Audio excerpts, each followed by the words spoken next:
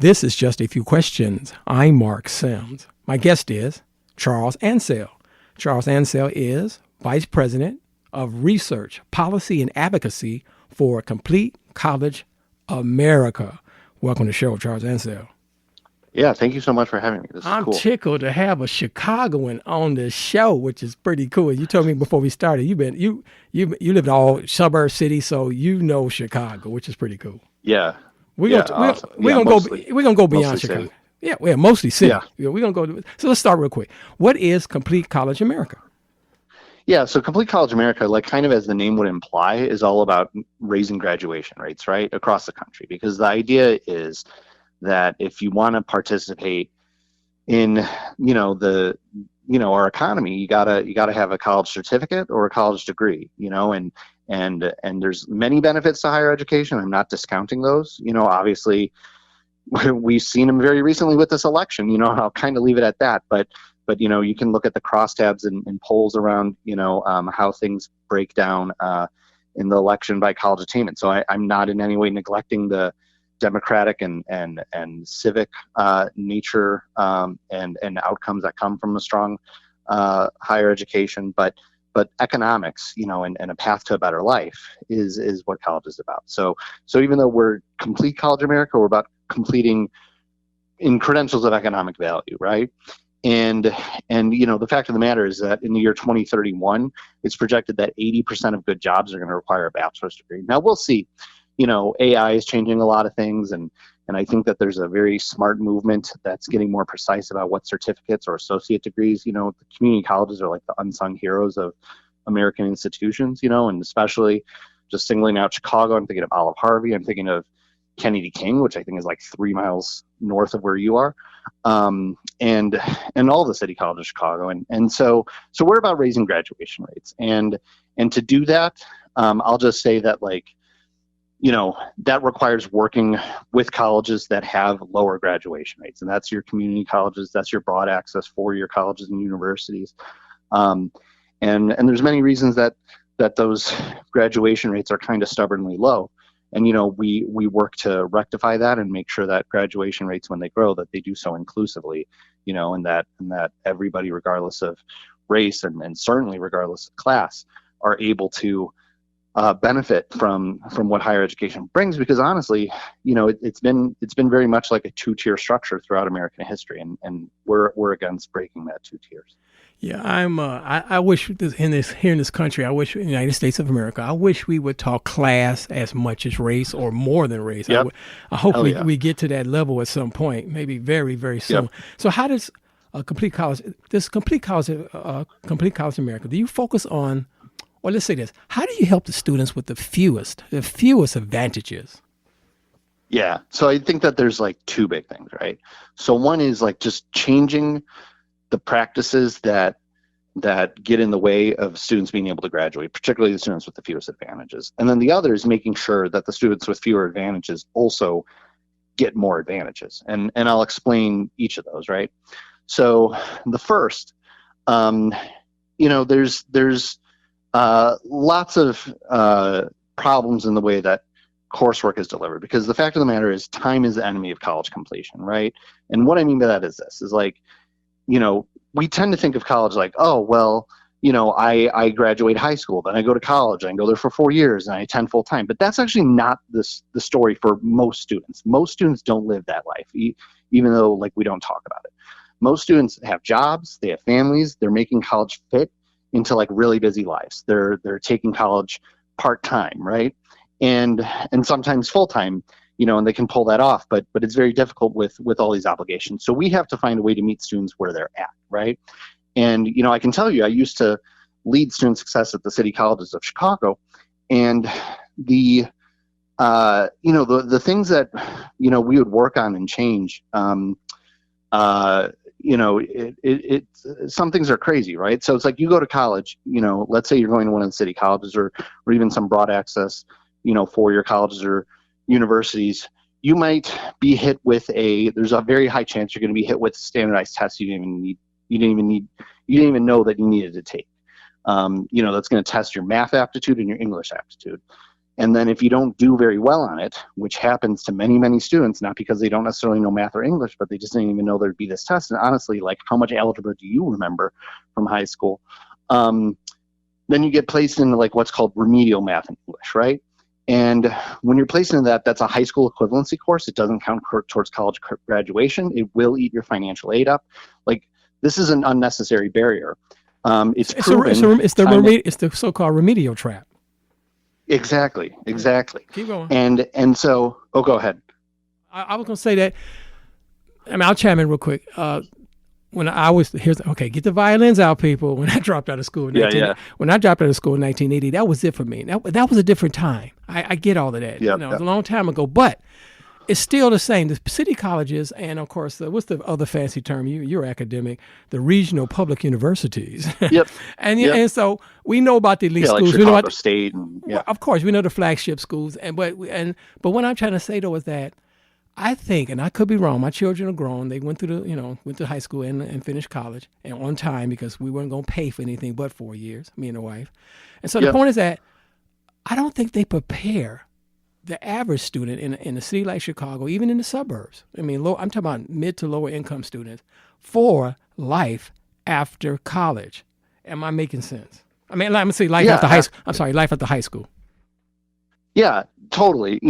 So I don't disagree with that, but I will say this, that lots of college administrators will be like, oh, well, these are the students that I get, so I can't graduate more students because, high school didn't prepare them. And I think like that's a bunch of bullshit, right? It's like if there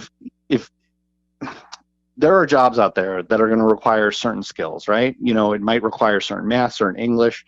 We got to meet students where they're at. Make sure that they're put into college level courses. Make sure that they get the readiness material at the same time that they're taking their college coursework, so we're not wasting their time, and you're making sure the learning doesn't languish. And then you're preparing them for exactly what you need. Because I don't know about you, but like for me, like I took in high school and then again in college, like algebra, trigonometry, calculus. I never ever use it. 80% of jobs don't require this.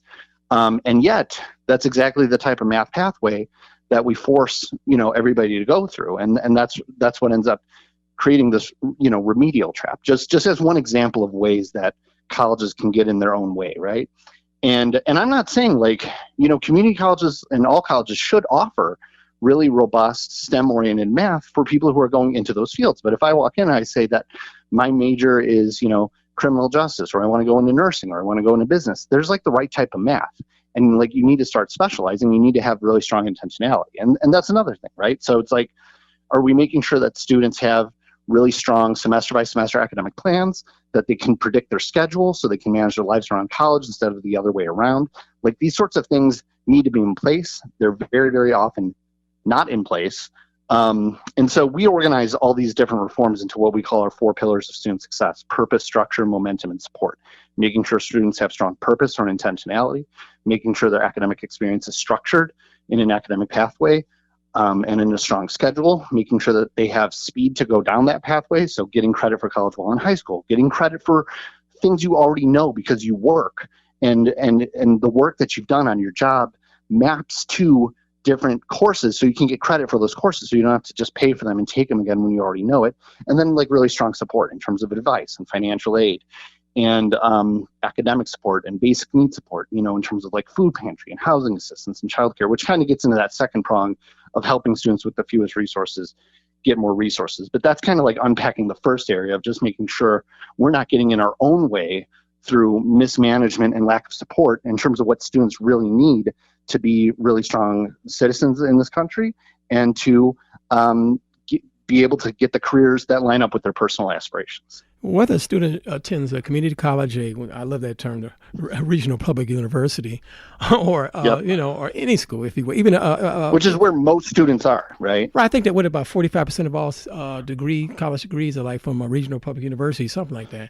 I once heard. And so the point is that even go to a liberal arts school, private liberal arts schools like my children did, and people think people think that.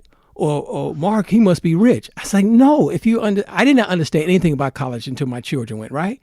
And you can pick a school that is affordable. And like I told my children, it won't be the brand name school and it won't be the school of your choice because we paying for this.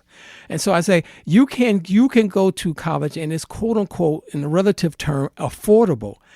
But if you first generation, my kids are half first generation because mommy went, daddy didn't go. Is the students in the family get enough help to pick the right school with the where you can afford it? You can academically fit in, socially fit in, emotionally fit in, and hopefully no drama comes back. I mean, it's back at home where you got to leave college to go back home because there's so much drama at home. Yeah. Keep going. Well, yeah. So two things. So one is, I think that we have to, I think there's a big, data and scholarship show time and again that there's a big, what's known as like an underplacement problem, right? Where students don't realize, high school students don't realize that their grades and their test scores can get them into like, colleges that are maybe outside of their community that they didn't realize that they would be able to A, get into, and B, get full financial aid for, right? So there is something that needs to be done at the high school level to make sure that students are educated truly on what all their options are. Now, at the same time, there's also this, like, I think community colleges are the best kept secret. I worked for a little while at the community college system of New Hampshire. And, I was talking to students there. There were some straight A students who went to the community college system of New Hampshire for 2 years, were on financial aid, but it wasn't that expensive anyways because community colleges are cheaper. And then for their junior and senior, like some of them got into like MIT or like Amherst or like these really selective colleges. So, and they got their credits accepted, right? So there's also this fact completion, that, like, I could be wrong because you're the man on this. The completion rate for students to go from a 2-year to 4-year, that's a small percentage of students that can actually do that, correct? Yeah, that's right. So the students I was talking about there, like these are students who their lives allow them to attend college exclusively full time. They may not have jobs on the side. They may not have parental obligations on the side. So let's talk about like the graduation rates in colleges, right? I think what's very telling, to me, like the most telling gap in graduation rates in community colleges, but also in 4 years, like there's this same dynamic playing out, is that the 6-year graduation rate for a 2-year college, and I'll get to why I'm going with the 6-year rate, is if I attend that community college exclusively full-time, like I'm always there taking a full-time course load, the graduation rate is 67%, I think. If I attend exclusively part-time, I never go full-time. Now, the math would still work out that even if I attend exclusively part-time, I should be out of that 2-year college well under 6 years. It's like still something like in the teens. It's very, very low.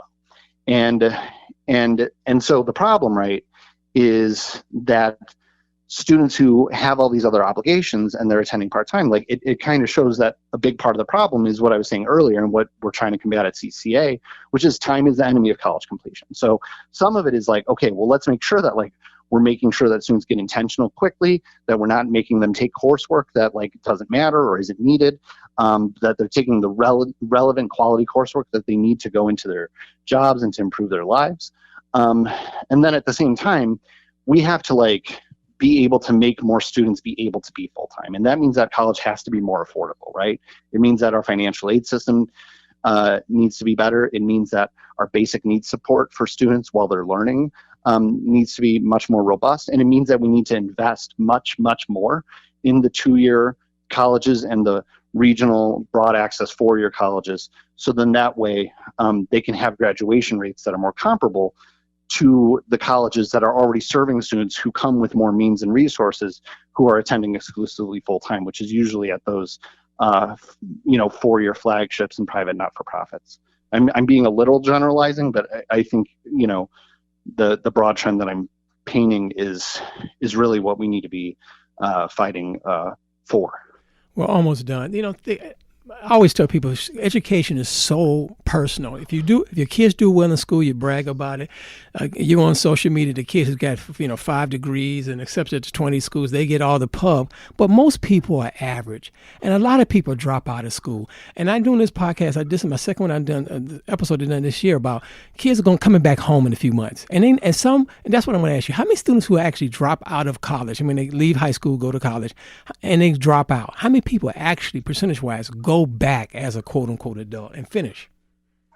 Gosh, I really should know that number off the top No, of my no. head. But I'll you tell probably you don't, this. and I like giving the people, my guests questions ahead No, of no, time. no. But I mean, But because yeah, because yeah, what I yeah. was talking about, I know it's a dropout rate, but a lot of people who don't Right, make that right. It's 6 year, very low. that's It's what I'm very trying to get at. low. Because when you drop out, most people are done for life, right? Yeah, and the way that you can know that that's mostly true is that the number of students with some college and no degree to show for it, increases every year, right? Like several years ago it was in like the 30 millions, now it's cracking 40 million. So that means that like you would expect if that number was going to go down that it would net out that like some students are coming back. Most are not. Now I will say that colleges have gotten wise to this, because if you want to like keep your enrollment up, you're gonna the high school graduating class size is going down right now in many parts of the country, and so you need to make up for that by keeping more students in college and getting students who you have to win back. Especially here in the North, Midwest and Northeast. Keep going. Yeah, I'm sorry. That's right. That's right. I say that because I was delusional many years ago, about 20-something years ago, about going to like Chicago State and get some kind of accelerated degree, right? And some people, somebody say, "Oh, don't go there. Don't go to Chicago State. Don't go there." And I couldn't. Oh, that's great. No, I'm not saying you. That's what I'm trying to get at. You're right. It's a cultural piece. Some people say, "Don't go to school. It's a waste of time. You waste your money." So it's a lot of misinformation because of whatever culture that student's in. Am I making sense? Oh yeah, for sure. But like this goes back to what I was kind of hinting at earlier in the relationship between college and like the state of American democracy, right? Because if I am trying to, go to college, because we know, like I said earlier, that like 4 in every 5 good jobs in like a few years are going to require a bachelor's degree.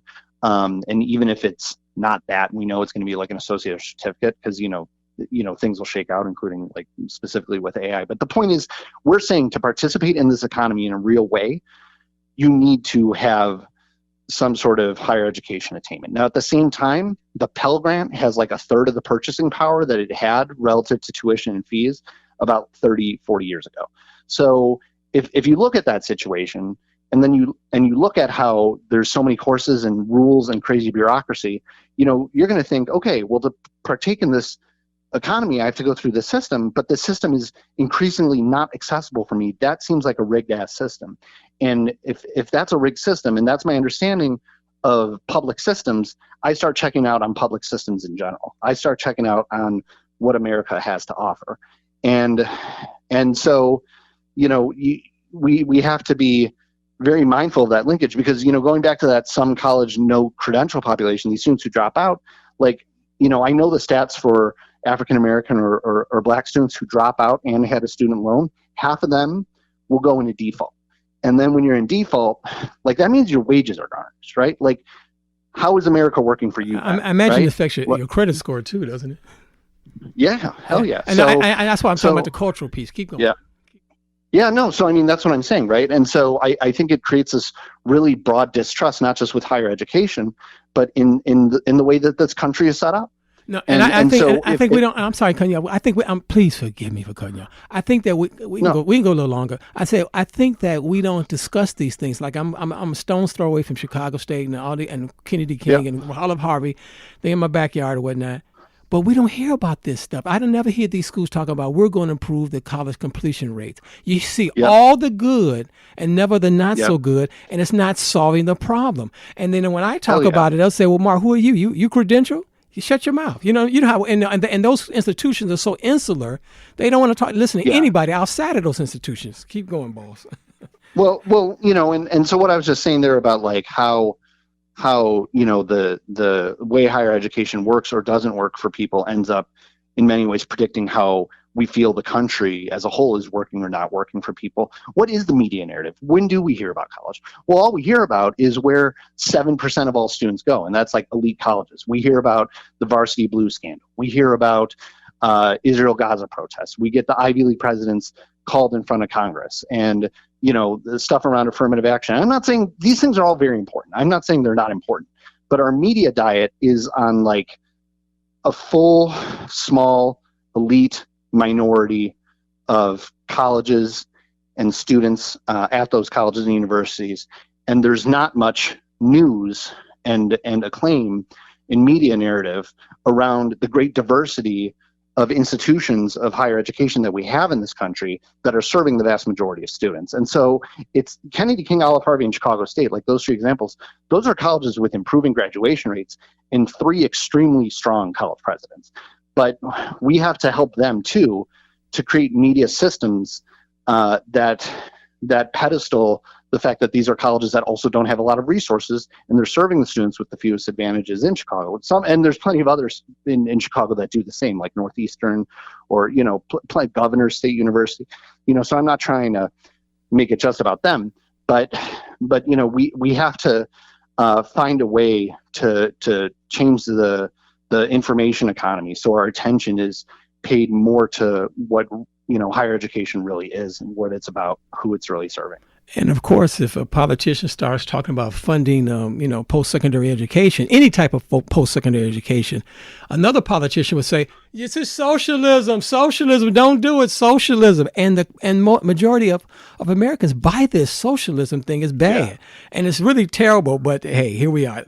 But that's because they're thinking of the elite institutions, right? But if you talk to across both sides of the aisle, you say 80% of good jobs in Illinois are going to require a bachelor's degree or whatever the exact number is for Illinois. Like you can get people, everybody wants a strong workforce. Like that crosses party lines. And so we need to be like drilling that message home downstate in Springfield in this case and get adequate funding for the colleges that we never talk about. Well, and I think that's a compelling message. I'll send this fine episode to Chris Welch and also J.B. Pritzker, the governor. And now, okay, first, awesome. Thank you.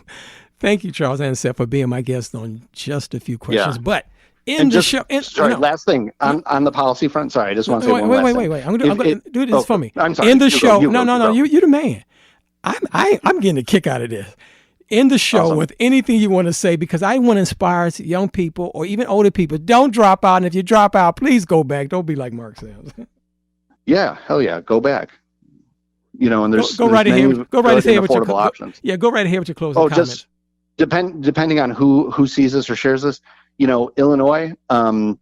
I want to give a shout out to the Partnership for College Completion and the legislators they work with in Springfield, who are doing some of the best work, if not the best work in the entire country, to advocate for 4-year colleges and 2-year colleges that are unsung heroes that don't get the money they deserve, and they're making sure that happens and that they keep improving the graduation rates.